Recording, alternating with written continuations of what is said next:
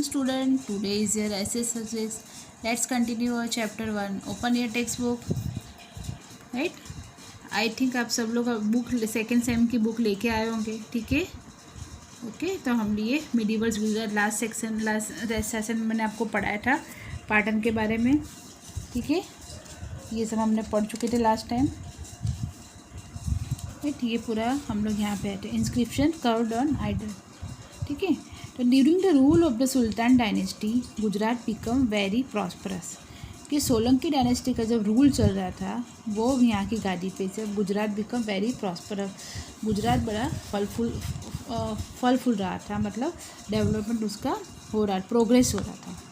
तो राजपूत इरा वोसो Anhil Patan emerges as one of the most powerful kingdom.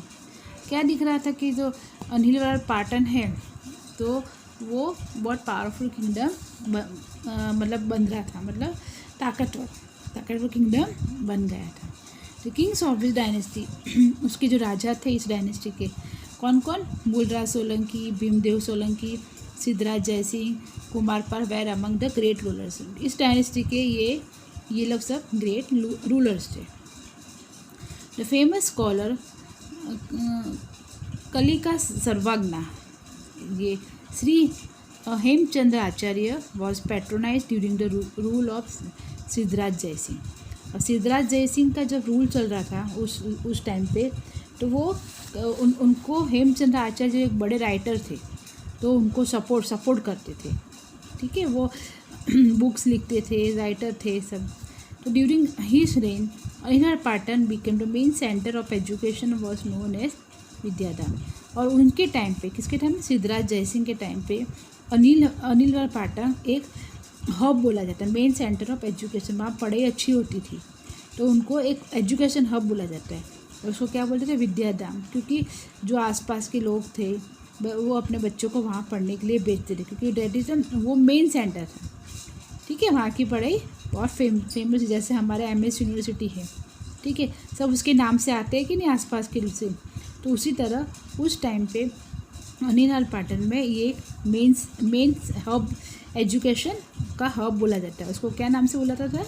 Vidyadham. On his proposal Shri Hemchandra Acharya wrote a book on grammar Siddhem Shabd Anushasan. ठीक है. On his proposal मतलब किसके proposal से?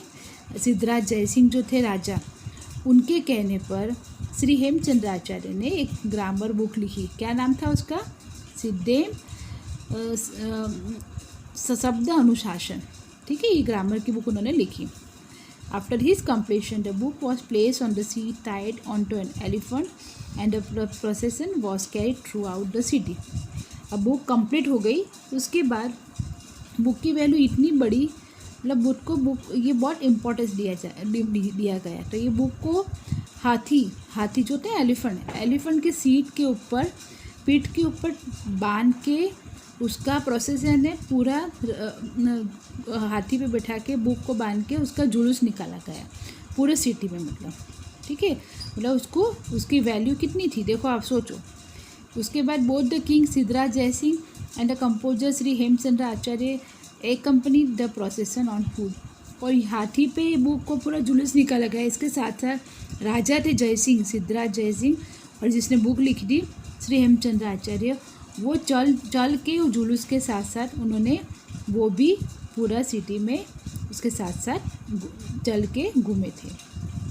It was the first time that literary text was given such enormous respect. ये पहली बार हुआ था कि इस लिटरेसी ग्रामर की जो टेक्स्ट बुक उन्होंने लिखी उसमें इसको इतना सारा रिस्पेक्ट मिला. तो prosperity of Gujarat reached its apex during the reign of Kumarpal के टाइम पर भी गुजरात की जो डेवलप प्रोग्रेस काफ़ी कुछ हुई. At this time the amalgamation of non violence, ahimsa, prosperity and education was notice in Anil Patan. उस टाइम भी इसका जो समागम था किसका? अहिंसा, लक्ष्मी जी का और सरस्वती देवी को. तो ये भी माना जाता था, उनका भी समागम बहुत अच्छा हुआ. The kings of the Solanki dynasty were great rulers. Solanki dynasty के जो राजा थे बहुत महान रूलर्स थे. However, 6 of these rulers renounced their thrones to become hermits. उसमें से जो 6 थे, 6 रूलर, उन्होंने क्या किया, अपने जो गादी थी उसको भी दूसरे को देख के उन्होंने वो खुद साधु बन गए। ठीक है, ऐसे महान राजा थे उस टाइम पर। More information on this can be obtain from the library. इसमें आपको ज़्यादा जानकारी चाहिए तो आप गूगल में से लाइब्रेरी में आप देख सकते हो, राइट। तो ये बुक है Siddhem Shabdanushasan book, right. Now next page. Aníbal Patton had not only dynamics and academicians but the queens were also equally dynamic. क्या है कि अनिल पाटन में जो राजा थे वो ही काफ़ी एक्टिव और पावरफुल नहीं थे, न्यूवाड़ी वाले नहीं थे, बल्कि वहाँ की जो रानियाँ थी queens, they are also equally, वो भी इतने पावरफुल थी। In fact queen Udayamati built a stepwell for the welfare of their subject. वहाँ की जो रानी थी उदयमती, उन्होंने भी स्टैपवेल मतलब वहाँ स्टेप वाला कुआं बनवाया था पब्लिक के लिए। This step well is known as, ये वेल को क्या बोलते हैं, रानी की वाव, ये आपने भी सुना होगा। ठीक है, this step will consisting of 7 level is an unparalleled example of art and architecture. ये 7 लेवल का है ये स्टेप जो हुए, और इसकी जो आर्किटेक्ट कला वो एक अनोखा एक आर्ट कला है ये जो रानी की वाव का। ठीक है, beautifully carved stone idols tells us of the glory and prosperity of the Solanki era। और सोलंकी era के टाइम पे जो उसकी जो मतलब जो प्रोग्रेस हुआ और जो प्रॉस्पेरिटी जो दिखी हमको, वो सारी हमको वहाँ पर उनकी ब्यूटीफुली कार्व्ड स्टोन आइडल से मूर्तियाँ में दिखाई देती है। मतलब पहले के ज़माने वो कुतर के बनाते हैं ना, तो वो उन्होंने पूरा पिक्चर उस पर बताया, तो उससे हमको काफ़ी कुछ मालूम पड़ जाता है। Queen Minal Devi king Siddharaj Jaisingh mother was much concern about the welfare of the subject and waved the pilgrim tax. वहाँ की जो रानी थी क्वीन मनिका, जो कौन था, जो किंग सिद्धराज जयसिंह की मदर थी, वो भी काफ़ी कंसर्न थी, और वो कहती थी कि जो भी इस धार्मिक टूर पे आएगा तो उसका हम पिलग्रिम में जो टैक्स होता है उसका हम माफ़ कर देंगे। तो वो भी इस तरह से सोचती थी। The Malav lake at Dholka and the Munsar lake at Vikramgarh were constructed on instruction.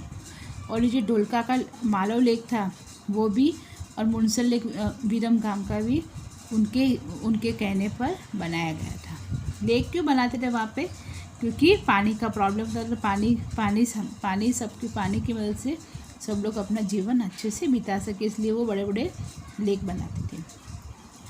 The Sahastraling lake of Patan was constructed during the reign of king Siddharth Jaisingh. ये भी एक पाटन के लेक बनाए गए, right. Now the history of Anhil Patan is associated with the name of a brave heroic lady. अब जो history थी अनिल पाटन भी, वो भी एक ब्रेव हेरोइक लेडी के नाम से जुड़ी हुई है। तो after death of king Ajaypal his son being too young, queen Naiki Devi his mother took over the responsibility of the kingdom. कि क्या है कि जो वहाँ के राजा थे अजयपाल, उनकी डेथ के बाद ऐसा होता है कि जो राजा होता है उसके बाद उसका बेटा गद्दी पे आता है, लेकिन अजयपाल की डेथ के बाद उनका बेटा जो था वो काफ़ी छोटा था, तो इसलिए उनकी जो रानी थी क्वीन नाइकी देवी, उनकी मदर, उन्होंने पूरा कारोबार किंगडम की रिस्पॉन्सिबिलिटी ले ली राज्य की, और वो गादी पे बैठ गई। ये आपने देखा होगा बाहुबली पिक्चर में, देखा था ना किस तरह बाहुबली की दादी ने गादी संभाली थी। ठीक है ना, कोई था नहीं संभालने वाला था। सेम उसी तरह क्वीन भी इतनी एक्टिव रहती थी। ड्यूरिंग दिस टाइम साबुद्दीन गोरी क्रॉस्ड डेजर्ट एट ए गुजरात। और पहले ऐसा एक सब राजा एक दूसरे को अटैक करते थे, लेकिन उस टाइम सोचा होगा साबुद्दीन गोरी ने कि इस यहाँ राज्य में ये क्वीन है तो उसको तो मैं हरा दूंगा और जीत लूँगा। लेकिन उसने क्या किया, साबुद्दीन गोरी ने डेजर्ट क्रॉस करके गुजरात पे अटैक किया। Queen Naiki Devi led the army of Gujarat into the battle and successfully defeated Shabuddin Ghori. लेकिन क्वीन नायका देवी ने अपने आर्मी, गुजरात की आर्मी को लेके आगे बढ़ी और लड़ाई की उससे, साउबिन गौरी से, और सक्सेसफुली उसको हरा दिया उस लड़ाई में, और वो कोच जीत गई। ठीक है, तो इसलिए उसको हेरोइक लेडी के नाम से बोला जाता था। तो ये लेसन मैं यहाँ पे स्टॉप करती हूँ, आगे मैं नेक्स्ट सेशन में पढ़ाऊँगी। Okay then, good bye. फिर से ये लेसन समझना और ट्राई टू अंडरस्टैंड इट। ठीक है।